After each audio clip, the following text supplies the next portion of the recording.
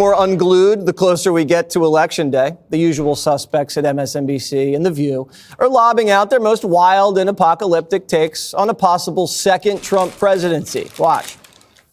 He's not going to, say, oh, you're with a white guy, I'm going to keep you from being deported. No, he's going to deport you and put the white guy with someone else. The stakes literally are life and death for every woman in America. It's not hyperbole. It's not an exaggeration. We got to wake up. And here's the good news, because I come with such dire warnings. I'm telling you, the good news is that I believe women will be the beacon in this election. Whew. Oh, the beacon. The freakout's also roiling the Washington Post. 250,000 people canceling their digital subscriptions, furious that the paper didn't endorse Kamala for president this year. And now its owner, Jeff Bezos, writing a rare op-ed defending the decision. He says this: presidential endorsements do nothing to tip the scales of an election. What presidential endorsements actually do is create a perception of bias, a perception of non-independence. Ending them is a principled decision, and it's the right one. What do you think, Greg, of this blow up that the elite media is having over this non-endorsement?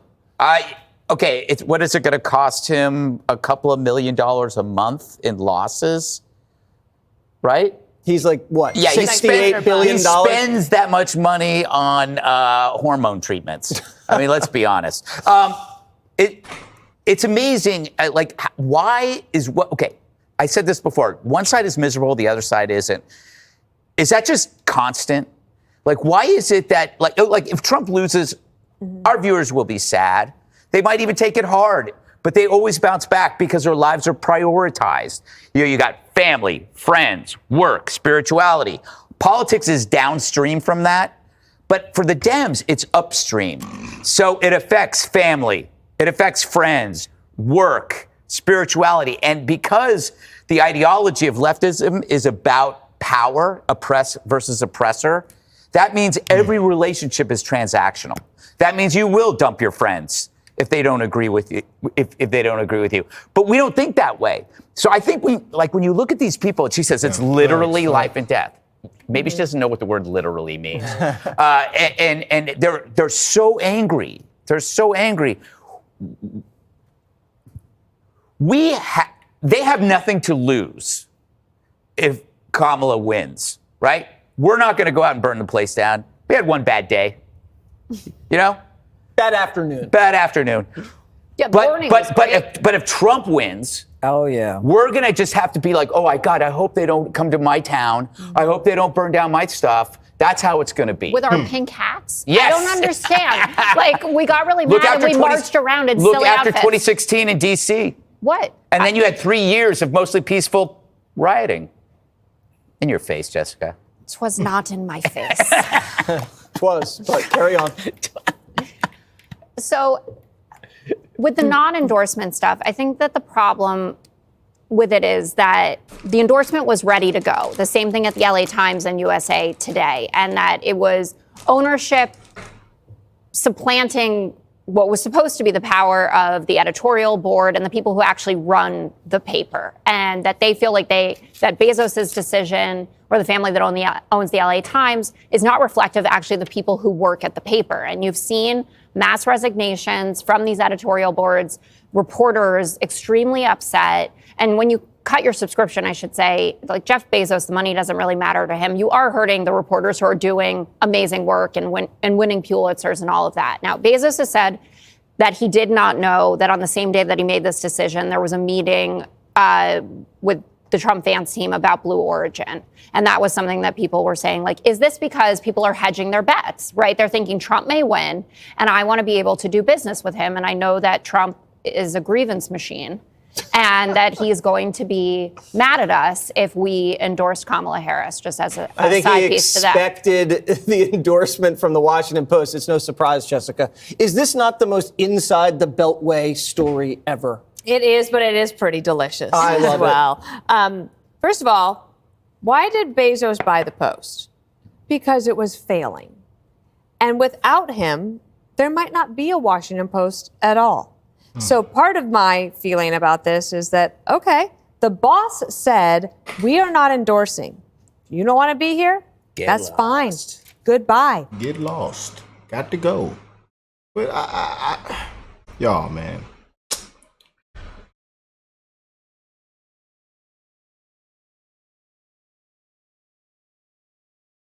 What did you expect?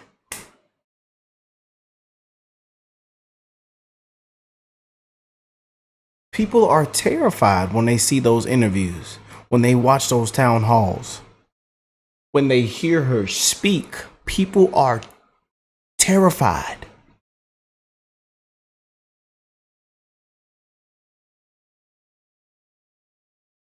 But hey, 0 votes, most unpopular, worst approval rating. So let's run this thing off of Joy, and she also just might be the first black woman president, even if she isn't black. I'm paying your salary. I've got your benefits. I got all these things. Now, if the subscribers don't want to be there, okay, that's fine. I do think that they could have made this decision before. Probably. And also, last week or 2 weeks ago, they endorsed the Democratic Senate candidate in Maryland, Angela Also Brooks, over the very moderate, very reasonable, very common sense governor, Larry Hogan, who is competitive in Maryland and could get another seat for the Republicans in the Senate. So why would you have done that endorsement and then all of a sudden say that? So I think timing wise, but also, again, he's the boss. If you don't like it, see you later. He'll be fine. Yeah, but the Washington Post might not be fine without him. Why hasn't Jennifer Rubin resigned? She applauded the LA Times to resign. Everybody resigned. Good for you. Good for you. She's still there. We've been asking that question for decades. Judge Janine, bring us home. Bring us home. Bring us home, Judge. Whether it's about hedging your bet and worrying about the fact that, maybe Donald Trump will get elected, I got to tell you, this op-ed piece by Jeff Bezos, I thought was excellent. It was very well written. He says, we must be believed to be accurate. It's a bitter pill to swallow, but we are failing on that requirement. Presidential endorsements do nothing to tip the scales of an election. Nobody goes to vote and says, I'm going to vote because the Washington Post said to. But Axios also, it's almost like it's a come to Jesus moment. Axios admits that the establishment media has lost control of the narrative. And they talk about everything, all the media hoaxes, Russia collusion, hands up, don't shoot, Jussie Smollett, Covington KKK, very fine people hoax, Russian bounties hoax, Trump trashes troops hoax. All of a sudden, there are these now hard truths in America, and Americans are no longer trusting the media. And I think they're starting to understand it. Obviously, Jeff Bezos could care less. I told you, it's getting worse and worse. People don't trust the media. They lost all credibility. About 200,000 or 250,000 people.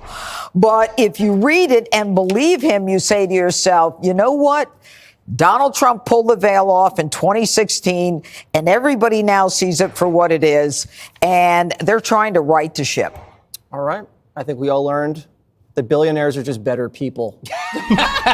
They just are. Click here. He's something else, man. But them liberals are melting down, shaking out their shoes. They're always angry. Oh, those liberals, those liberal tears. Nothing like those good, sweet liberal tears. But we're just ready for this all to be over with, man. And we don't want to hear or see Kamala again after November. I got to say it, man. I can't wait for this to end. Because all I can say is, what did you expect? What did you expect, man? Simple. I love reading the comments just to see the Jessica comments. What are them patriots saying about Jessica Tarloff? Get her off the show. Delusional. She ruins this show. Please get rid of Jessica. Cancel The View. The Spew. And I tell you, those last couple takes on The View, The Spew, have been I wish I could say the word, but I would get in trouble. I wish I could say it, man. But I don't see how anybody watches that in 2024. I don't care what side you're on. I don't know how anybody sit up and listen to those women. It's a disgrace.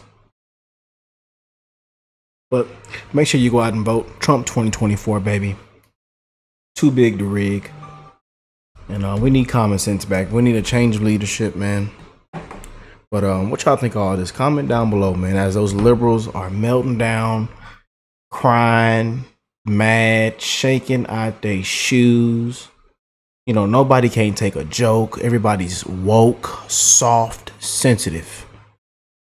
It's ridiculous, man. It is ridiculous. But I love y'all, and I'll catch y'all on the next one, man. Peace and love, family.